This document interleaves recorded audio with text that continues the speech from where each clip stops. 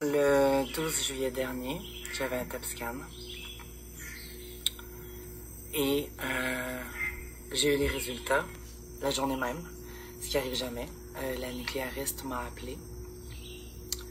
J'ai failli avoir un arrêt du cœur, ils n'ont jamais appelé en 4 ans. Suite à ça, je voulais attendre d'avoir parlé à mon oncologue. Sur le coup, j'ai arrêté ma voiture, je me suis immobilisée, je me suis mis à shaker, j'étais comme, fuck, faut que je me rende à l'urgence, genre, c'est sûr, là. Il m'appelle jamais, c'est comme, c'est sûr que mon TEP scan est dramatique. Puis en fait, il n'y a plus de cancer. Donc, j'ai parlé à mon oncologue le 24 juillet dernier. Elle a confirmé. Je suis en début de rémission. J'ai pleuré pendant 3 jours et 3 nuits. À puis en avoir un deuil, là, de yeux. C'est comme, excusez, je suis même pas capable de conjuguer le matin.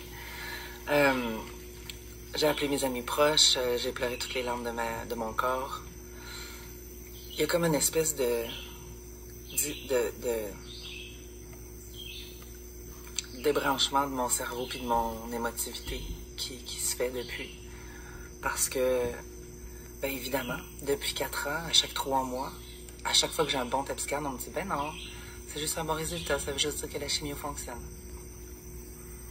Fait que moi, je m'attendais à ce que, même si j'ai un beau TEP scan, en fait, la nucléariste a dit « T'as un TEP scan d'une personne absolument normale. Si j'avais pas ouvert ton dossier, j'aurais jamais su que t'avais un cancer du sein. » Donc là, je fonds en larmes, j'ai dit ben savais-tu que j'étais supposée d'être morte il y a 2 ans? Elle dit ben c'est pour ça que je t'appelle, parce que c'est assez extraordinaire que quelqu'un qui avait un cancer du sein stade 4, en soins palliatifs, avec métastase aux os, redevienne normal, puis que ça redevienne bénin. Elle dit on voit pas ça souvent. En accrochant, elle a dit ben avec un TEP scan comme ça, t'as un beau 40 ans devant toi.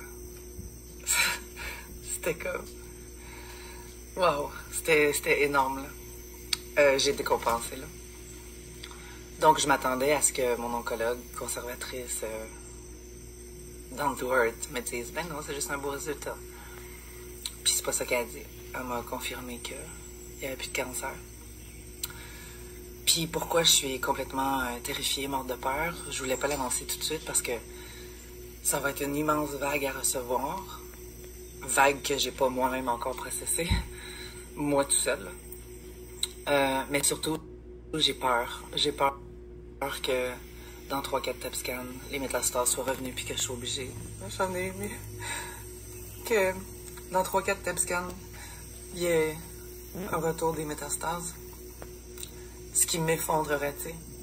Mais tu sais, le cerveau, ça marche pas toujours comme on veut, hein. C'est comme ça m'a pris 4 ans faire une tonne de deuil de ce qui allait pas être possible. Puis là, tranquillement, mon cerveau commence à me chuchoter. Mais ça, peut-être que ça pourrait être possible encore. OK, mais si tu continues à faire tes traitements d'énergie, puis à prendre ta chimio, puis à aller bien, puis que dans 2 ans, tu es plus en forme, ça pourrait peut-être être possible, ça.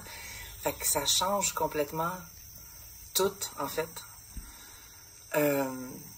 Donc, pour la réponse, l'oncologue a dit que je vais être obligée de prendre la chimio pour le restant de mes jours.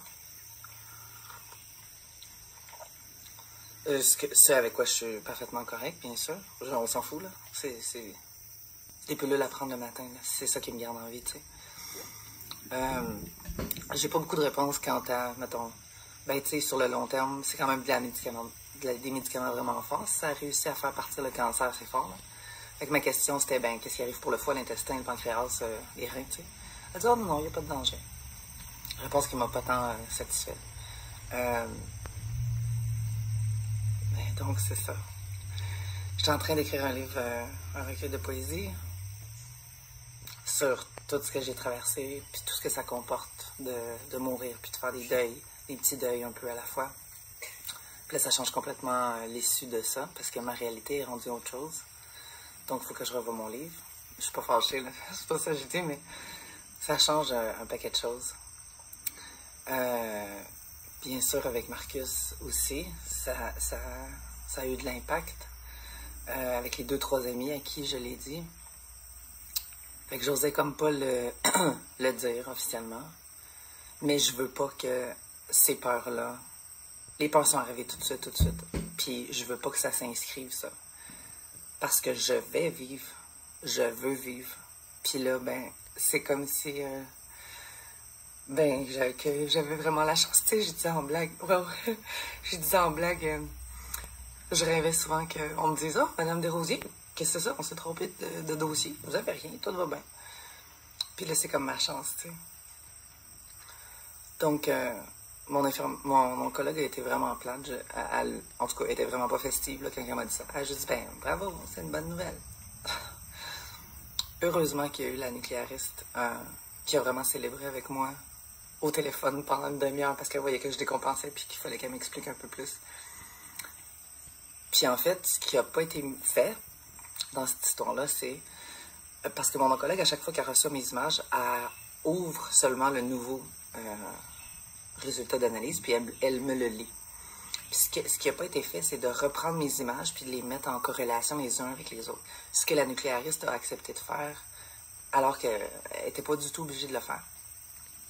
Et en fait, j'ai appris du même coup que depuis mars 2022, ça fait 2 ans et demi, j'ai plus aucune activité métastatique aux os. Ce qui change freaking tout, si tu me dis ça de même, tu sais.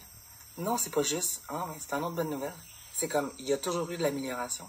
Puis ce qui restait, c'était toujours une masse au sein où ce que le cancer a commencé. Et là, il n'y a plus rien. J'ai un TET scan absolument normal. Donc voilà, c'est la plus grosse nouvelle de ma vie. Voilà, c'est le premier jour du reste de ma vie. Fait que on va garder les choses comme elles sont. Non, je me relancerai pas dans le travail comme une folle à faire des burn-out aux 3 ans. On va garder la formule qui fonctionne, tu sais, de moi qui prends son temps, qui travaille pas trop. Merci la vie, j'ai une co-directrice pour mon entreprise maintenant. Mettre l'emphase sur mes projets artistiques qui patientent depuis trop longtemps, continuer de prendre soin de moi, continuer mes machines, continuer mes suppléments. Mais c'est ça, faut que je laisse là le temps à ma tête puis mon cœur d'intégrer ça. Fait que je trouvais que avec le fleuve, c'était une bonne façon de vous l'annoncer.